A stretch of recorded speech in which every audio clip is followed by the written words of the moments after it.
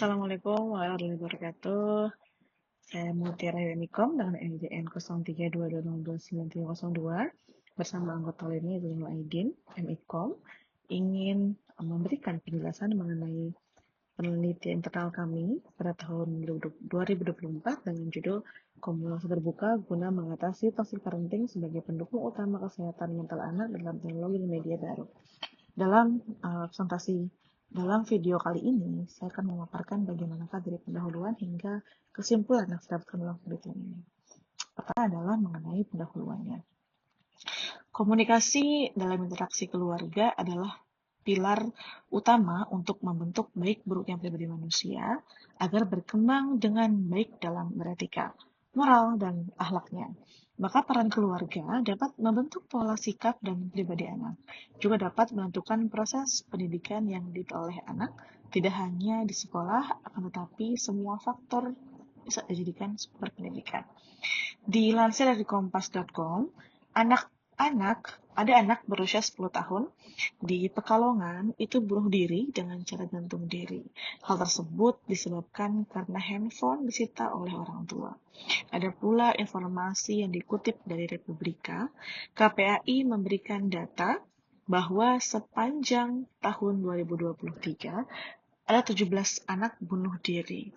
Jumlah tersebut diperkirakan masih belum menunjukkan jumlah yang sebenarnya karena kesadaran untuk melaporkan kasus bunuh diri anak belum terbentuk dengan baik.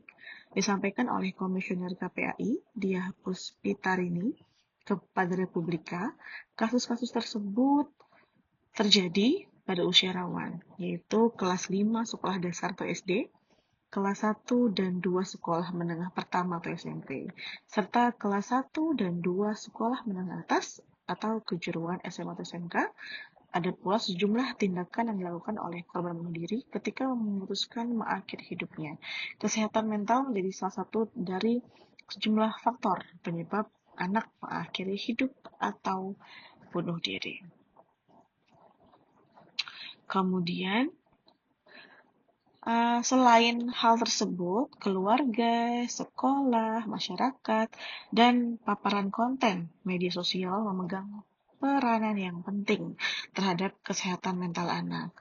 Komisioner KPAI menyebutkan ada sejumlah faktor yang menyebabkan anak dan remaja mengalami gangguan kesehatan mental.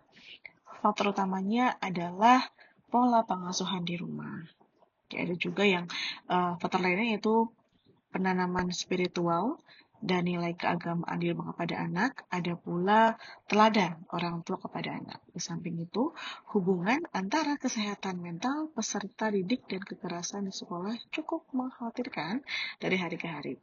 Hasil survei yang dilakukan Indonesia National Adolescent Mental Health Survey pada tahun 2022 menunjukkan 1 dari 3 remaja berusia 10 hingga 17 tahun di Indonesia memiliki gangguan kesehatan mental. Bahkan di Indonesia sendiri, remaja yang menderita gejala depresi mencapai 5,1%. Sebuah studi mengatakan bahwa beberapa faktor penentu pada depresi remaja adalah rokok, minum alkohol, mendadak elektronis, dan juga orang tua yang memiliki gejala depresi. Dari temuan ini yang perlu disorot adalah kondisi keluarga ikut berkontribusi pada gangguan mental. Jadi jika menjaga kesehatan mental keluarga sangat krusial dalam mencegah gejala depresi pada remaja.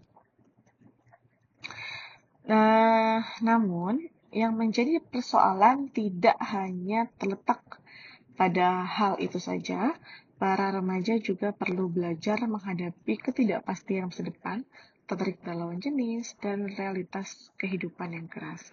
Tapi di era sekarangnya, di era digital, waktu mereka untuk belajar dan mengolah mental dibajak oleh pelbagai jenis kesenangan yang kerap membuat candu. Di samping itu, perlakuan dari orang lain yang tidak sesuai ekspektasi juga tidak jarang membuat kondisi mental mereka down. Pada akhirnya, ketidaksiapan menghadapi persoalan akan mengarahkan mereka pada perilaku yang menyimpang.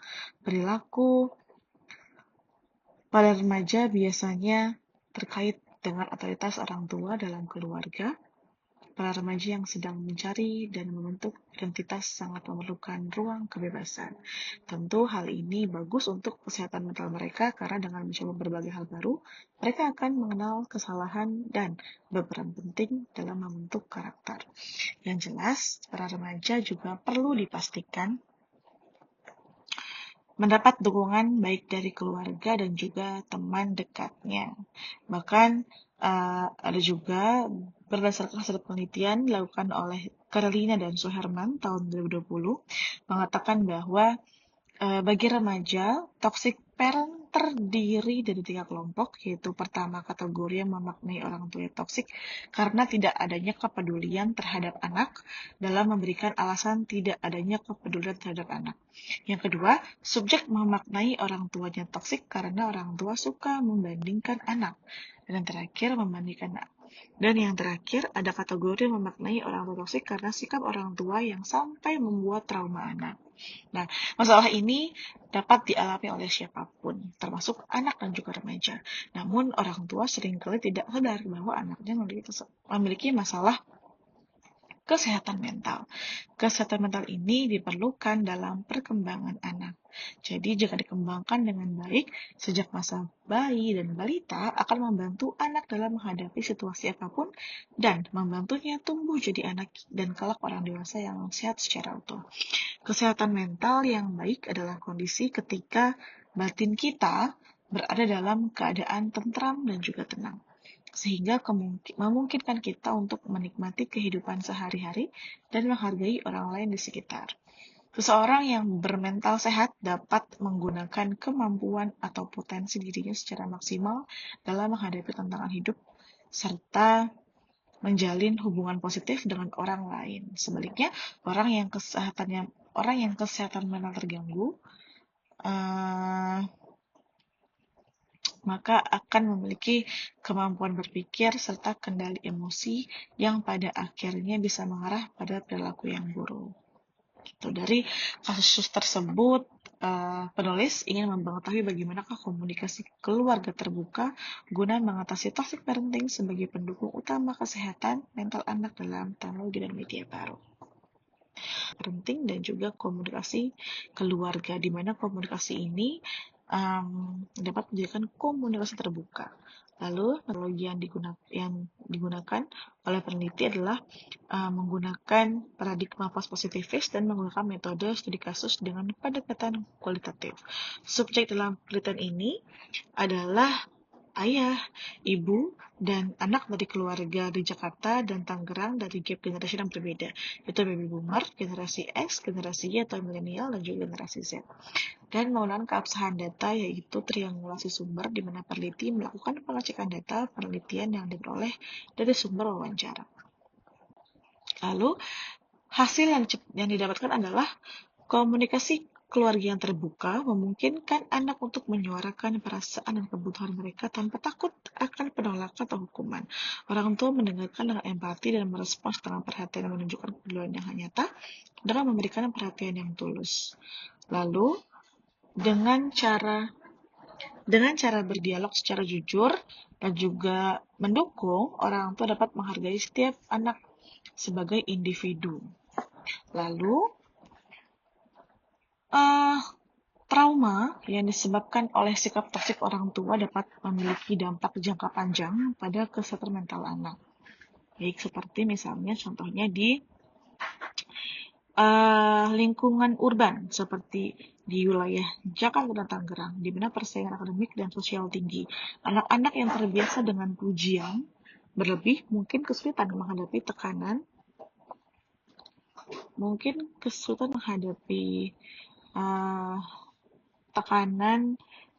pada keluarganya begitu. Karena orang tuanya sangat menekankan pentingnya pendidikan. Lalu memperkenalkan teknologi kepada anak-anak sejak dini. Orang-orang tua di Tangerang di Jakarta itu selalu memberikan handphone gitu. Ketika sibuk bekerja diberikan handphone. Ketika di rumah pun ketika orang tua sudah tidak bekerja, maka diberikan handphone supaya anaknya lebih tenang, supaya anaknya lebih tidak cicilan seperti itu.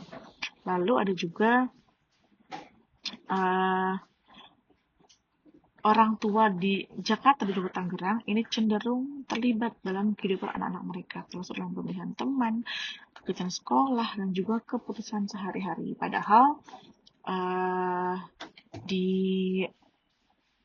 usia-usia anak-anak mereka itu perlu ya wajib perlu untuk memberikan eh, pengetahuan bagaimanakah cara memilih teman yang baik, lalu bagaimanakah memilih teman sekolah, bagaimanakah dia harus memilih sesuatu tanpa adanya aturan dari orang tua. Orang tua hanya boleh mengarahkan, tapi kenyataannya di Jakarta dan Tangerang orang-orang tua itu kebanyakan cenderung sangat terlibat dalam kehidupan anak-anak mereka.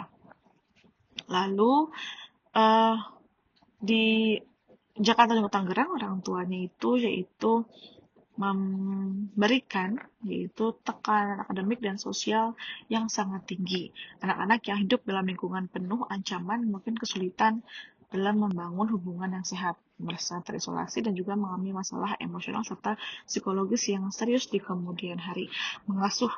Menurut orang-orang tua di Jakarta Tangerang, mengasuh anak-anak mereka memiliki berbagai dinamika yang dipengaruhi oleh budaya lokal, urbanisasi, dan tuntutan kehidupan modern. Orang tua di Jalan Tangerang juga sering menginvestasikan banyak waktu dan sumber daya untuk memastikan anak-anak mereka mendapatkan pendidikan yang terbaik. Begitu. Lalu banyak keluarga juga di Jakarta dan Tangerang mempekerjakan pengasuh atau pembantu rumah tangga untuk membantu dalam mengasuh anak-anak, terutama di keluarga di mana kedua orang tua bekerja. Dengan banyaknya keluarga yang memiliki dua orang tua bekerja, bantuan dari pengasuh atau pembantu rumah tangga sangat membantu dalam menjaga keseimbangan antara pekerjaan dan pengasuh anak. Tapi memang tidak akan bisa sesempurna atau tidak akan bisa sama antara asuhan orang tua ataupun dari orang tua asuh gitu. Kemudian juga mereka cenderung sangat